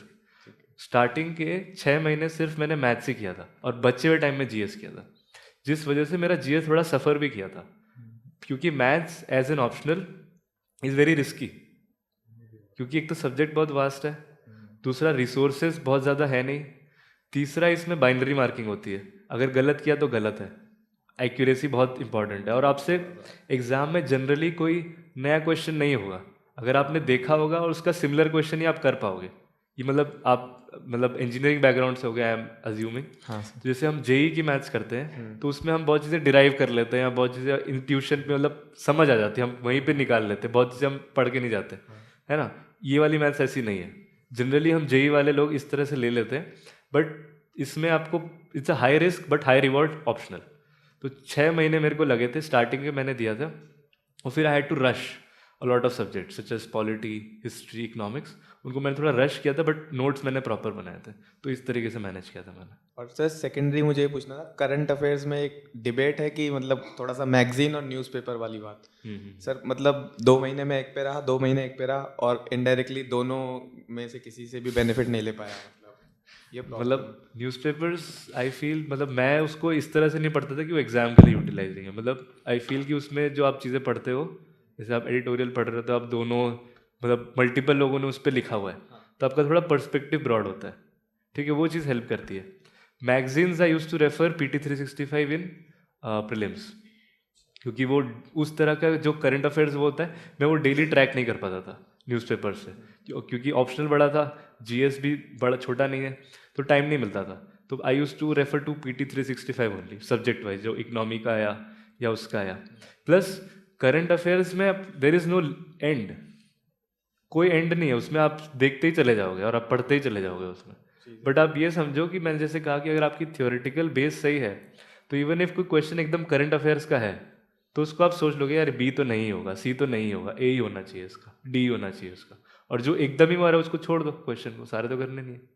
तो भाई आप, मैं तो यही किया था जो मैंने बताया आपको। ठीक है sir, thank you. Very good evening and congratulations sir for your achievement. So my very first question to you is like you said that you completely relied on Indian or like class notes for your GS preparation, but sir there is a myth amongst the aspirants that without referring to M. Lakshmikant multiple times, 15 to 18 times after revising, you can't appear for the examination sir. So what is your perspective about this sir? Like आप तो खुद ही कह रहे हो ये myth है नहीं, मतलब डिपेंड करता है ना कि आपका सोर्स क्या है, आप लिमिट करना पड़ेगा आपको source. So, sir, like from class notes, it was efficient for you. Like you got the confidence from. Class notes and politically bare act. Okay. I did not study Laxmikanth, I studied from bare act. Okay, sir. Bare act को समझो, bear act को बार बार पढ़ो, उसमें highlight करो, plus class notes. Class notes are more helpful in mains polity के लिए, क्योंकि prelims में जो पॉलिटी के क्वेश्चंस आते हैं वो थोड़े से ऐसे नहीं आते कि आपको उस पर कुछ मतलब टिक सही करना है कि सही ओपिनियन पे टिक करो, उसमें आपको टेक्निकल पता होना चाहिए कि राइट टू लिव किस आर्टिकल में है। तो ये तो आप जैसे आपने बेयर एक्ट पढ़ ली, या अगर आपको लक्ष्मीकांत ईजी लगता है आप लक्ष्मीकांत पढ़ लो, इसमें कोई खराबी नहीं है, मतलब जनरली लोग लक्ष्मीकांत ही पढ़ते हैं, तो आप उसी को बार बार पढ़ लो, उसमें क्या खराबी है। और sir second question sir, history के लिए कैसे किया था मतलब प्रिपरेशन, क्योंकि वो बहुत ancient, medieval, modern plus art and culture थोड़ा वास्ट हो जाता है प्रिपरेशन के लिए, तो कैसे उसको डिवाइड करके किया था? यार इसमें एक ऐसा है कि ये मतलब आप इसमें बहुत एफर्ट्स डाल लोगे ना, तब भी आपको बहुत रिजल्ट नहीं मिलेगा, क्योंकि ये भी बहुत मतलब कहीं से भी कुछ भी पूछ सकते हैं। जैसे मॉडर्न हिस्ट्री में आप अगर ट्रेंड देखोगे तो क्वेश्चंस कम होते जा रहे हैं, नंबर ऑफ क्वेश्चंस, ठीक है। तो मॉडर्न हिस्ट्री में भी मैंने क्लास नोट्स ही पढ़े थे। कुछ लोग इसमें क्या करते हैं, मैंने नहीं किया है, जो स्पेक्ट्रम के चैप्टर के एंड में जो समरीज होती है वो मेंस से पहले पढ़ लेते हैं, ताकि मेंस में आपको ऊपर ऊपर की नॉलेज चाहिए। तो कोई चीज़ जैसे भगत सिंह पे क्वेश्चन आया या किसी पे, आपको पता है आप उसमें पॉइंट्स लिख दोगे। प्रीलिम्स में मतलब कि थोड़ा सा 2 ही क्वेश्चन आते हैं, तो देख लो कि मतलब कि अगर ऊपर ऊपर से पढ़ लो, जितना पढ़ सकते हो पढ़ लो, बट ऐसा मत सोचो कि मेरे को 2 के 2 करने ही और 2 के 2 सही होंगे, बिकॉज एक क्वेश्चन तो उसमें से ऐसा होगा जो आपने सुना ही नहीं होगा, ठीक है। Plus art and culture ancient medieval में I use to refer PYQs a lot, because उसमें क्या है कि आप नोट्स भी पढ़ लोगे, आप सब पढ़ लोगे, लेकिन क्वेश्चंस ऐसे आएंगे जो आपने नहीं सुने होंगे। जैसे ये फनम का मतलब क्या है, या इस वर्ड का मतलब क्या है, वो हर बार नया आ सकता है, there is no end to it. But अगर आप PYQs पढ़ोगे तो आपको लगेगा कि यार ये वर्ड शायद सदर्न रीजन का है, ये वर्ड शायद अवध रीजन का है, ये वर्ड शायद राजस्थान वाले रीजन का है, तो आप एक बेटर गेस ले पाओगे। ओके जैसे कई बार इसमें एक और ट्रिक ये है कि कई बार क्वेश्चंस के आंसर वो होते हैं जो एकदम फेमस पर्सनालिटी होती है। जैसे मेरा एक फ्रेंड ये करता है कि अगर ऑप्शन में अकबर है तो अकबर टिक मार देगा, वो पढ़ेगा भी नहीं कि अकबर ही आंसर होता है या कृष्णदेव राय ही आंसर होता है। मतलब दीज आर सम ट्रिक्स, मतलब tricks are always secondary, but first आप PYQs कर लो और बेसिक नोट्स पढ़ लो, and don't expect perfection in art and culture ancient medieval. बहुत वास्ट है ये हर का ऐसा ही होता है कि मतलब बहुत एफर्ट्स भी आप डाल लोगे बट रिजल्ट वैसा ही आएगा जो कम एफर्ट्स में आएगा, ठीक है। Okay, sir. तो you have to be very smart कि किस तरीके से करने का है। And sir, for fine art and culture, you referred class 11, 12th NCERT or Nitin Singhania book, like for art and culture. None, only class notes Only. and PYQs. Okay, sir. Thank you, sir. No, so this is something. So most of the aspirants face this issue. Yeah, so they tend to think कि मुझे सारा sections perfectly करना ही है, तब भी मेरा prelims clear होगा, तब भी मेरा mains clear होगा। So ये सबसे बड़ा biggest myth है। हम भी बहुत कोशिश करते हैं क्लासरूम में बताने के लिए बच्चों को, है ना। Unless they do it and they realize, so they will not learn this. You don't have to do 100% effort everywhere.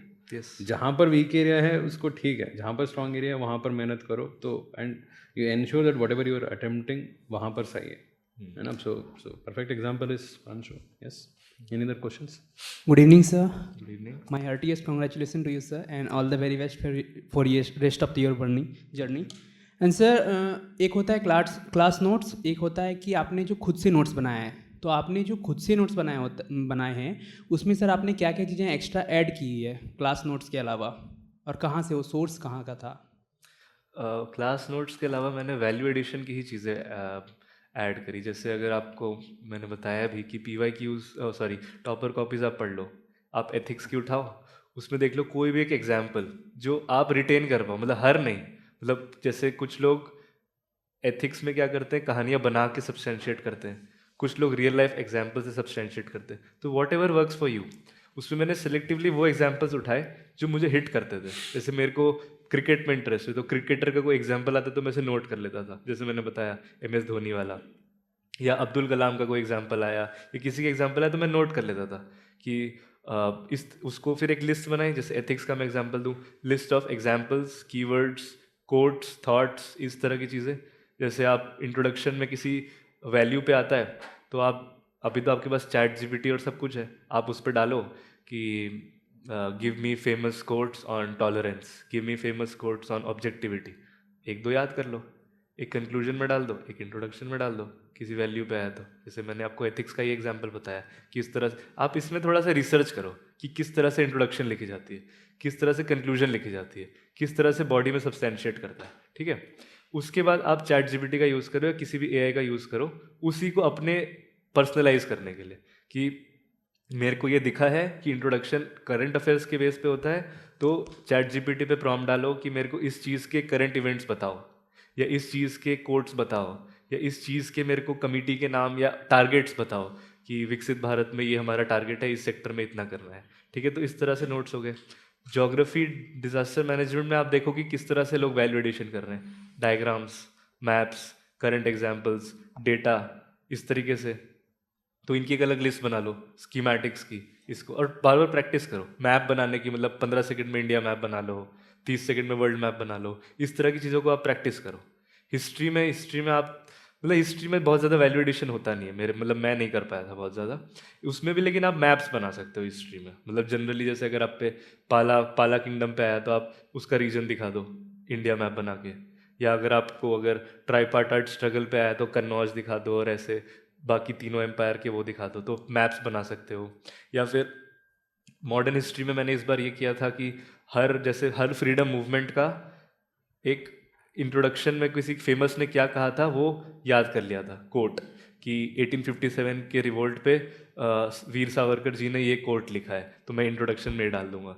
या कंक्लूजन में किसी ने ये कंक्लूड किया कि it was not just revolt but a culmination of unsatisfactions और what ever, ठीक है। तो इस तरह से आप एक इम्पैक्टफुल इंट्रोडक्शन कंक्लूजन तैयार कर लो कि ये क्वेश्चन आएगा तो मैं तुरंत ये डाल दूंगा, I will save time as well as put in quality content, ठीक है। तो आपको बेसिकली करना क्या, मैं समराइज कर दूँ तो हर सब्जेक्ट पे रिसर्च करना है कि what works in introduction, what works in the body, what works in the conclusion, and personalise all of these things, and उसका आप एडिशन नोट्स बना लो, उसको आप बार बार पढ़ो। जैसे एथिक्स का मैंने बताया, हिस्ट्री का बताया, ज्योग्राफी का बताया, पॉलिटी का आप देख सकते हो।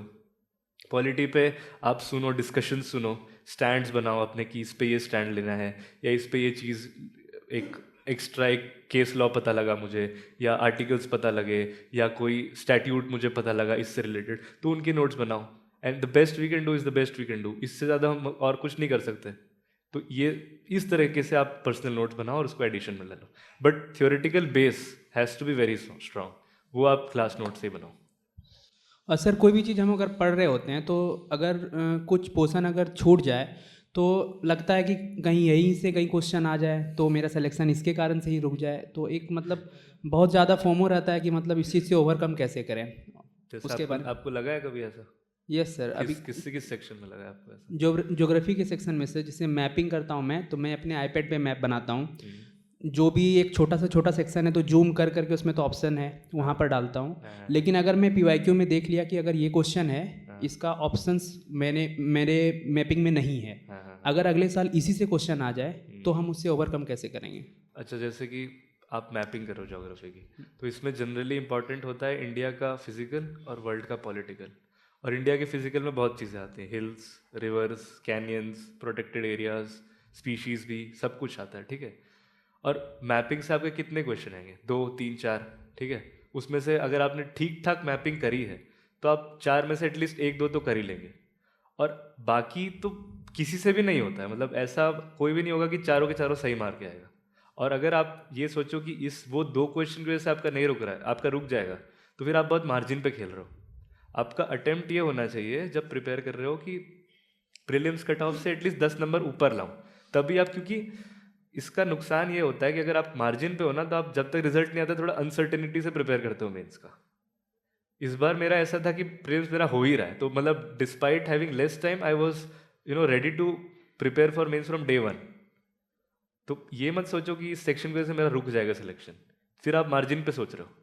आप सोचो कि कट ऑफ से 10 नंबर ऊपर लाना है मेरे को, तो आप जितना बाकी पढ़ रहे हो उसको इस तरह से पढ़ो कि जो सबका सही हो रहा है ना वो मेरा गलत नहीं होना चाहिए, क्योंकि हर के लिए वो पेपर वैसा ही है। किसी को भी हर सेक्शन आप जूम कर करके देखोगे तो नहीं आता होगा इंडियन ज्योग्राफी मैपिंग का, सबको सब कुछ नहीं आता है, वो आप छोड़ दो क्वेश्चन, बट जो बाकी सब सही कर रहे हैं वो गलत नहीं होना चाहिए आपका किसी भी हाल में। Thank you sir. See, either you have two choice. One, cover every section in average, or you cover few sections in a very good manner. अगर उसमें क्वेश्चन आया तो वो गलत नहीं होगा। सेकंड में आपका ज़्यादा चांसेस रहता है कट ऑफ क्लियर करने का। You try to cover everything, you must have read something, कुछ तो कहीं पे तो सुना ही है, तो पर जब क्वेश्चन देखते हो तो याद नहीं आएगा, क्या फ़ायदा होगा। And so you have only these two choice. You cannot think you will cover everything in a best manner. वो तो नहीं हो सकता। And so I hope Pranshu you also agree on this. Yes. ये प्रैक्टिकल यही बात है कि मतलब, और एग्जाम में आपको बहुत ज़्यादा डाउट होगा तो आपने जो चीज़ बहुत बार अच्छे से पढ़ी होगी ना, उसी पे आपका इंस्टिंक्ट भी अच्छे से वर्क करेगा। So I have few quick questions, quick answers. Okay, so among the different things which you have heard, the biggest truth जो सब लोग बोले है, सुना है, फिर भी लगता है सबको ये सही है गलत है, among them जो सच है. सच ये है कि there is no perfect time to start answer writing. तो आंसर राइटिंग करो, भले आपको आता है, लगता है कि नहीं आता है, फिर भी आंसर राइटिंग करो और स्टार्टिंग से करो अच्छे से. तो ये एक ट्रूथ है, रियलिटी जो लोग बोलते हैं बट लोग समझ नहीं पाते. लोग अनश्योर होते हैं कि थोड़ा और पढ़ के लिखे, थोड़ा और पढ़ के लिखे, बट लिखो. और पूरा 3-3 घंटे का लिखो. मतलब स्टार्टिंग में आप 5-6 लिखो तो to build that tempo, but उसके बाद आप 3-3 घंटे के लिखो. बिकॉज अल्टीमेटली आप थोड़ा सा पढ़ के 10 आंसर बहुत अच्छा लिख दोगे, बट 20 आंसर लिखना है आपको, तो उसकी प्रैक्टिस करो. ठीक है. If at all you are not selected, इसके पहले भी सिलेक्शन नहीं हुआ था एंड अभी अटेम्प्ट देने के बाद में भी नहीं हुआ था, so where would you be? As I said, I would have done MBA MBA. After my second attempt. अगर सेकंड अटेम्प्ट में नहीं होता तो Would you have continued to give UPSC after that? can't say, but I don't think so, because I would have I think I would have moved on with that direction. ठीक है. So if not UPSC itself, अगर दिमाग में UPSC आया ही नहीं था तो कहाँ पर था? मतलब I wanted to become a consultant उसमें MBA करने के बाद. तो अच्छा. इस तरीके से मेरा प्लान था. ठीक है. And so what is your biggest trump card in your UPSC preparation? Maths. ठीक है. ठीक है. Good. So one last thing about Vision IAS. So you're associated with Vision IAS for a very long period of time. Okay, so if you can tell few, like we can say, let's say top 3 things about Vision IAS, which we can take it as a feedback. So first is the quality, because I feel कि the notes are not just there to cover the syllabus, but also quality notes. मतलब you can use them in real exams, what you have written in your notes. Secondly, sir, beyond the examinations, one can contact teachers such as you, because I've personally been mentored by you beyond class timings, and you have called me personally a lot of times, and these interactions with you, discussions with you helped me build a lot of good practices which I was able to imbibe, and उसकी वजह से improvement हुई हर बार. तीसरी sir, मेरे को एक चीज़ जो user friendly portal और जो एक्सेसिबिलिटी ऑफ क्लासेस वगैरह लगी, वो रिकॉर्डेड वगैरह था, तो मेरे को वो चीज़ अच्छी लगी. तो ये 3 चीज़ मतलब आई वुड से वेरी पॉजिटिव सर. ठीक है. ठीक है. Wonderful. So thank you, Pranshu, and so I wish you all the best in your civil services, and I'm sure you are going to become a wonderful civil servant. So you have that aptitude for it, and so we are really happy that so being part of the foundation course, you're able to crack through, and I am personally very happy that I've seen your journey as a student who is from the class, and and sitting here and talking with us and sharing your inputs with others. So it feels really good.